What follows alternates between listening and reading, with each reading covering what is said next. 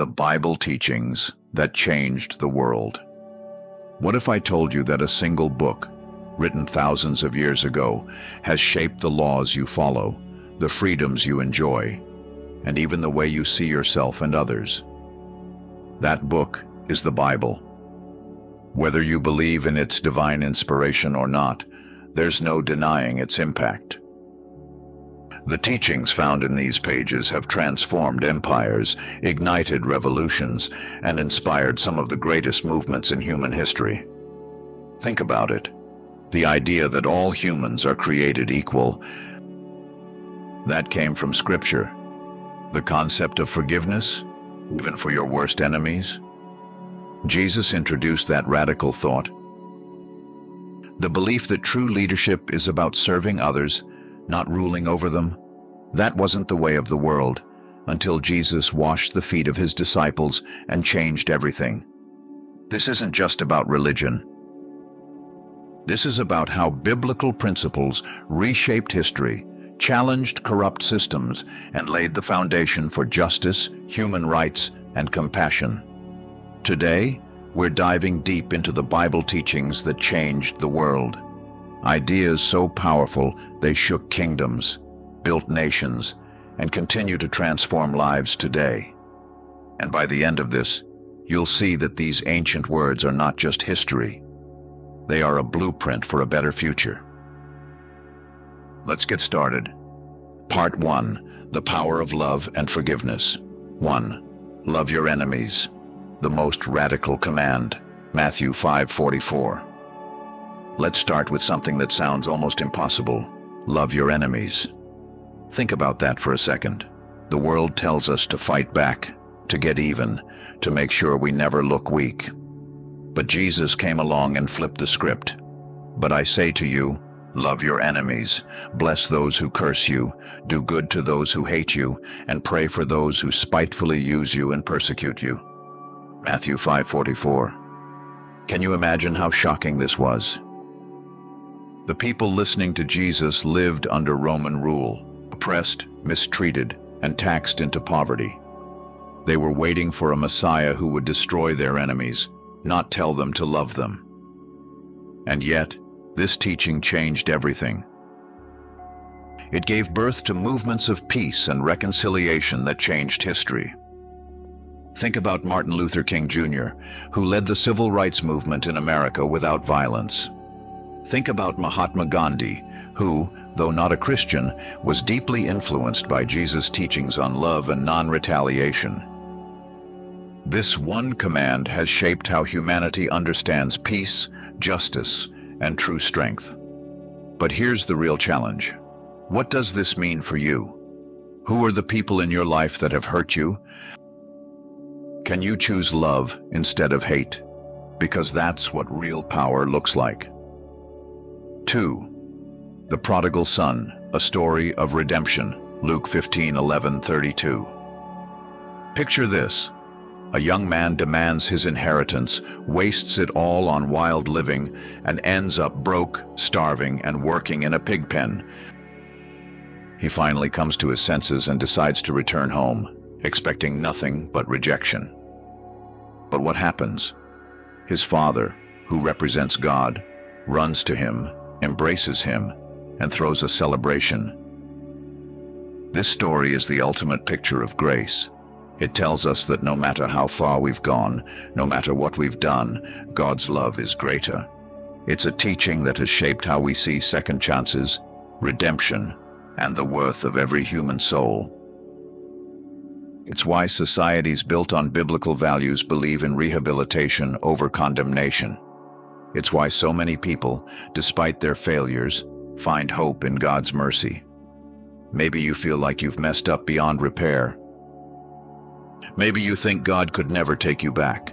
But listen, his arms are always open. This story proves it. 43. Forgive 70 times. 7. The Power of Forgiveness. Matthew 18:21-22. Forgiveness is easy until you actually have to do it. Peter asked Jesus, "Lord, how many times should I forgive someone? 7 times?" He thought he was being generous. But Jesus' response? Not 7, but 70 times 7. In other words, forgiveness has no limit. That teaching didn't just change personal relationships, it transformed entire nations. After apartheid ended in South Africa, Nelson Mandela didn't seek revenge. Instead, he led his country through a process of reconciliation based on forgiveness. But what about you? Is there someone in your life you're struggling to forgive? Jesus isn't saying it's easy. He's saying it's necessary, because forgiveness doesn't set them free. It sets you free. Part 2. The dignity of every human being. 4. Made in the image of God. The birth of human rights. Genesis 1:27. What if I told you that the reason you have rights, the reason you're valuable, is because of a single verse in the Bible? So God created mankind in his own image. In the image of God he created them. Male and female, he created them. Genesis 1:27. This idea changed history. Before the Bible, people weren't seen as equals. Rulers were considered divine, and the poor, they were nothing. But then came this radical idea. Every person is made in the image of God. This teaching became the foundation for abolition of slavery. Christian leaders like William Wilberforce fought against the slave trade based on this belief. Women's rights. The dignity of women was upheld because they too bore the image of God. Humanitarian aid. The idea that every person matters led to hospitals, orphanages, and global charities. If you've ever wondered why we fight for justice, this is why. You are valuable. Not because of your job, money, or status, but because you are created by God Himself. 5. The Good Samaritan. Compassion beyond borders. Luke 10:25-37. Let's talk about one of Jesus' most famous parables. A man is beaten, robbed, and left for dead. 2 religious leaders walk past him, ignoring his suffering. But then comes a Samaritan, someone from a group despised by the Jews. And what does he do? He stops. He helps. He pays for the man's recovery. Jesus ends the story by saying, "Go and do likewise." This story shattered racial and social boundaries. It's why Christians throughout history have led efforts to help the poor, care for the sick, and fight against injustice. And today, this teaching still challenges us. Who are we ignoring? Who needs our help? Are we just talking about love, or are we actually living it? 6. Let the little children come to me. The value of children. Matthew 19:14. In ancient times, children weren't seen as important. They had no rights, no value. But Jesus, he did the unthinkable. When his disciples tried to push children away, he said, "Let the little children come to me, and do not hinder them, for the kingdom of heaven belongs to such as these." This changed everything. It led to the creation of schools, because education became important for all children. Orphanages and child protection laws, because children were no longer disposable. A shift in parenting, because Jesus showed that children mattered. Every time you see a child being valued, cared for, and protected, you're witnessing the impact of this single statement. Final thoughts. Think about everything we've just covered. Love your enemies. That teaching led to world-changing peace movements, forgiveness without limits, that healed nations. Human dignity, that gave birth to justice and equality. These aren't just ideas, they are powerful truths that have reshaped history. And here's the challenge. Are we actually living by them? Because the teachings of Jesus didn't just change the world, they can change you too. Now, let's keep going.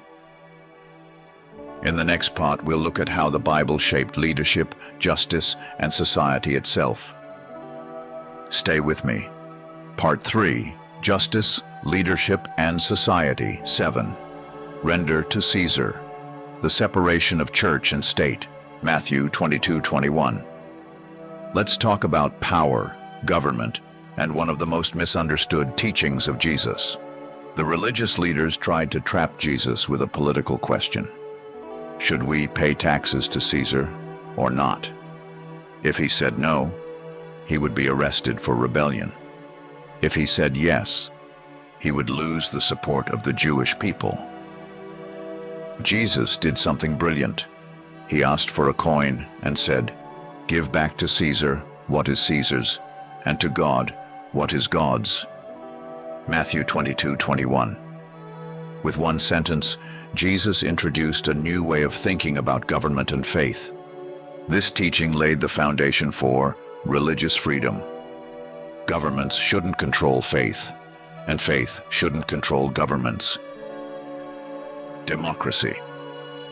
The idea that no ruler is divine, only God is. Balanced citizenship. We obey the law, but our ultimate loyalty is to God. Think about it. The freedoms you enjoy today, they exist because this teaching changed the way the world saw power. 8. The Beatitudes. A new standard for leadership. Matthew 5:3-12. What makes a great leader? Power. Wealth? Military strength? Not according to Jesus. In his famous Sermon on the Mount, he described what true greatness looks like. Blessed are the poor in spirit, humility over arrogance. Blessed are the merciful, compassion over cruelty. Blessed are the peacemakers, unity over division. This completely redefined leadership. It's why some of the greatest world leaders, Abraham Lincoln, Nelson Mandela, Mother Teresa, were known for their humility, service, and kindness. This is the kind of leadership the world desperately needs today. Leaders who serve, not control. Leaders who uplift, not oppress. And guess what? That starts with you. 9. Do to others as you would have them do to you. The Golden Rule, Luke 6:31. Imagine a world where everyone followed this one simple rule. Do to others as you would have them do to you.